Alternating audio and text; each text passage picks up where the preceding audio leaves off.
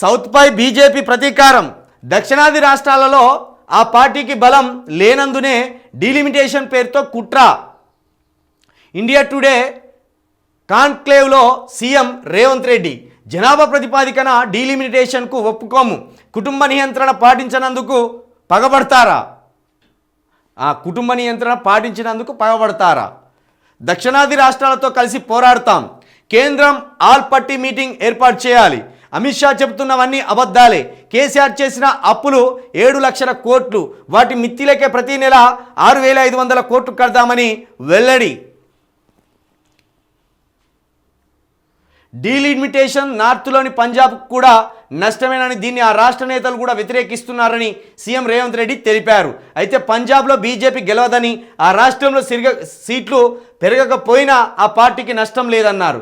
బీజేపీది nice ice నినాదం.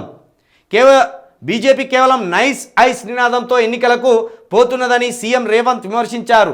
Nice కావాలా ice కావాలా అని బీజేపీ నుంచి ప్రతిపక్ష పార్టీల నేతలకు ఫోన్ వస్తున్నది. నైస్ అంటే narcotics, income tax, CBI, ED దాడులు. ఐస్ అంటే బీజేపీ కండువ కప్పుకోవడం. ఇలా బీజేపీ మాదిరిగా ఎన్నికల్లో గెలవాలంటే నైస్ వంటి సంస్థలు ఉండాలని ఆయన వ్యాఖ్యానించారు. ఇక నువ్వు ఇదేం చెప్పినా వినడం పక్కన పెడితే, బీజేపీతోటి పోరాడడం అనేది దక్షిణాది రాష్ట్రాలకు ఇప్పుడు ప్రధానమైన ఒక అంశంగా ఉన్నది. బీజేపీతోటి మనం పోరాడకపోతే అది రాక్షస బల్లి ఏదో ఒక రోజు మింగుతుంది మనల్ని. కాబట్టి దాంతో పోరాడవలసిన అవసరం అయితే ఉన్నది. డీలిమిటేషన్ ప్రతిపాదన అనేదే నార్త్లో చాలామంది ఉంటారు, సౌత్లో ఒక 6 రాష్ట్రాలు ఉన్నాయి ఇప్పుడు కొత్తగా తెలంగాణతోటి కలిపి. కాబట్టి అటున్న ఈశాన్య రాష్ట్రాలు, అదేవిధంగా నార్తు, ఇవన్నీ కలుపుకుంటే వాళ్ళు ఎక్కువ అవుతారు. కాబట్టి దీన్ని మనం అడ్డుకోవాలి. జనాభా ప్రాతిపదికన డీలిమిటేషన్ సీట్లు, ముఖ్యంగా ఎంపీ సీట్లు జనాభా ప్రాతిపదికన ఇచ్చుకుంటూ పోతే అది మనకు చాలా తీవ్రమైన నష్టం చేకూరుతుంది. ఒకప్పుడు ఈస్ట్ ఇండియా కంపెనీ ఉండే, ఇది బ్రిటిష్ ఈస్ట్ ఇండియా కంపెనీ ఉండే. ఇప్పుడు వెస్ట్ ఇండియా కంపెనీ వచ్చింది అన్నట్టు. ఇది బీజేపీ వెస్ట్ ఇండియా కంపెనీ వచ్చింది, అది బ్రిటిష్ ఈస్ట్ ఇండియా కంపెనీ, ఇది బీజేపీ వెస్ట్ ఇండియా కంపెనీ.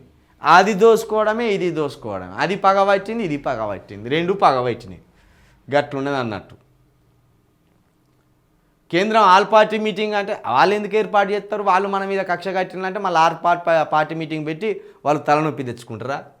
ఇక కేసీఆర్ 7 లక్షల కోట్ల అప్పు, అయ్యా 7 లక్షల కోట్ల అప్పు చేసినాం అనుకుంటాం తీగ, దాన్ని ఎట్లా తీర్పుతావు చెప్పు? గది 7 కాదు, ఇంకో నీకు రౌండ్ ఫిగర్ కోసం 10 లక్షల కోట్ల అప్పులు చేసిన కేసీఆర్. వాటిని ఎట్లా తీరుస్తావు? ఇచ్చిన 420 హామీలను ఎట్లా నెరవేరుస్తావు? దానికి ఒక వ్యూహం చెప్పు, దానికి ఒక ప్రణాళిక చెప్పు, మెచ్చుకుంటాం. ఆయన 9.5 సంవత్సరాలలో 7 లక్షల కోట్ల అప్పు చేసిందని ఈయన అంటాడు. ఈయన 1.5 సంవత్సరాలనే 1.5 లక్షల కోట్ల అప్పు ఈయన చేసిండు. ఆ ప్రకారం చూస్తే కేసీఆర్ కంటే డబుల్ అప్పులు చేసుకుంటూ పోతున్నాడు రేవంత్ రెడ్డి. ఇప్పుడు సంవత్సరానికి 1.5 కోట్లు వేసుకోర్రి, మళ్ళీ 7 లక్షలు అయితే లేవు అంటే 5 సంవత్సరాలను నువ్వు 7 లక్షల కోట్ల అప్పు చేసే ఆలోచన చేస్తలేవు. దీన్ని బట్టి చూస్తే 10 సంవత్సరాల కేసీఆర్ చేసింది నీకంటే తక్కువ అనేది లెక్క కడుతున్నాం కదా. కాబట్టి ఈ పొద్దు గడిచే మాటలు మాట్లాడకు దయచేసి. కేసీఆర్ చెప్పింది సింపుల్గా చెప్పిండు. వాషింగ్ పౌడర్ నిర్మా బీజేపీ అంటే, బీజేపీలో తిరిగితివా వాషింగ్ పౌడర్ నిర్మా, నీకు వేసి మొత్తం తెల్లగా తల ఆటేటట్టు నీ మీద మరకలు గడిగి పడేసి, ఇగో వీడు పుణ్యాత్ముడు, యేసు ప్రభు తర్వాత యేసు ప్రభు అంతటోడు, గౌతమ్ బుద్ధుని తర్వాత గౌతమ్ బుద్ధుని అంతటోడు అని వాళ్ళు చూపెడతారు. అది వాళ్ళ ఆలోచన.